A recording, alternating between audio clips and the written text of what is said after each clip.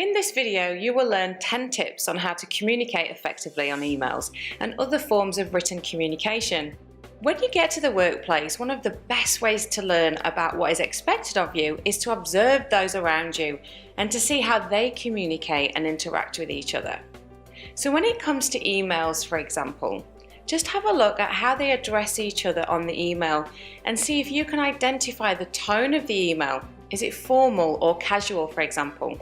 You will learn a lot about how you are expected to behave by watching how others behave around you. As a rule though, in workplace situations and communications, always be respectful and professional. Here are 10 good practice tips when it comes to emails. Tip number 1, know when to properly use the to CC, which means carbon copy, and BCC, which means blind copy. The to field is used when sending a direct message to someone. You use the CC field to send a copy of the email message to people who are not meant to be the direct recipients of the message, but they still need to be kept in the loop.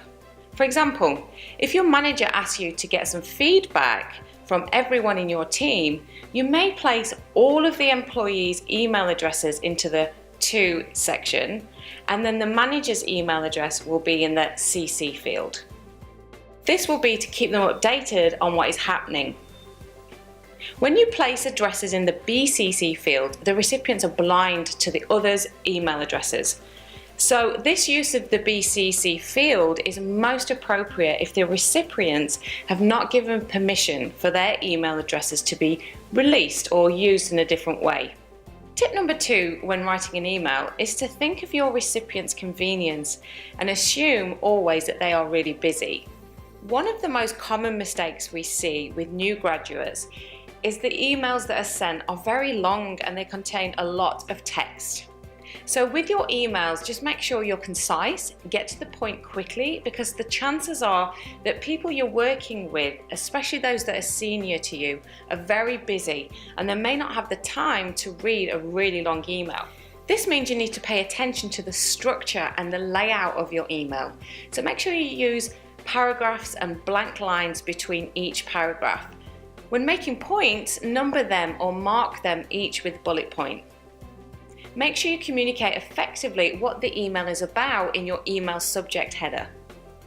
Tip number 3 is to address people by their first name, just like you would if you were speaking to them. The exception would be for people like politicians or perhaps more senior leaders of your organisation. Tip number 4 is to pay attention to your grammar and your spelling.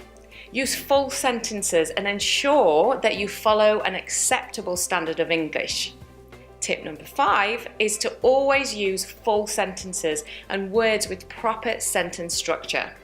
Don't use text speak. For example, the reports are due on Monday would become this, for example. Tip number 6, don't use text speak or abbreviations like LOL. Avoid use of emojis as well. And tip number 7, don't capitalize all your words. For example, if you write the report should not include an evaluation section, know that by capitalizing the words on your email, you're actually shouting at the person, and I don't think they will appreciate that.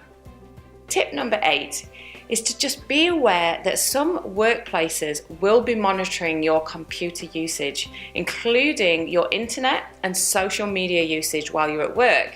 However, if they're not monitoring your computer or internet access when you are at work, do not log into your Facebook, Snap, Insta, or other social media platforms. Your time at work should be about developing your professional skills. Tip number 9 is to be aware of your emotions and how they impact you when you communicate. For example, if you receive an email and it angers or agitates you, do not reply straight away. It's always better to respond after you've taken a moment just to breathe and calm yourself down. The reason is that if you write when you're angry, then the email will reflect this, and then maybe later you'll regret it or you could get into trouble. Tip number 10. The final tip is to respect people's privacy. Don't forward chain emails to work colleagues, and also be aware of not spamming people with too many emails all the time.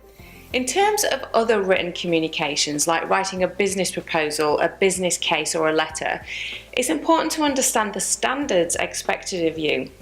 To do this, you can refer to previous similar publications that the organisation has produced and ensure that you follow the same structure, tone, style, and formatting. You can still be creative in your written presentation, but it has to abide by the organisation's expectations. And just like your emails, you want to ensure at all times that what you produce is professional. Always spell check documents, and it's good practice to get someone else to proofread your emails as well.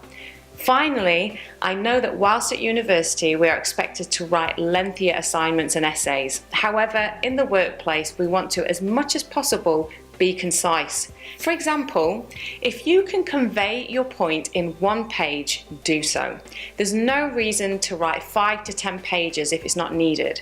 As a recap, in this video, you have learned 10 tips about how to communicate effectively on email and other forms of written communication at your workplace.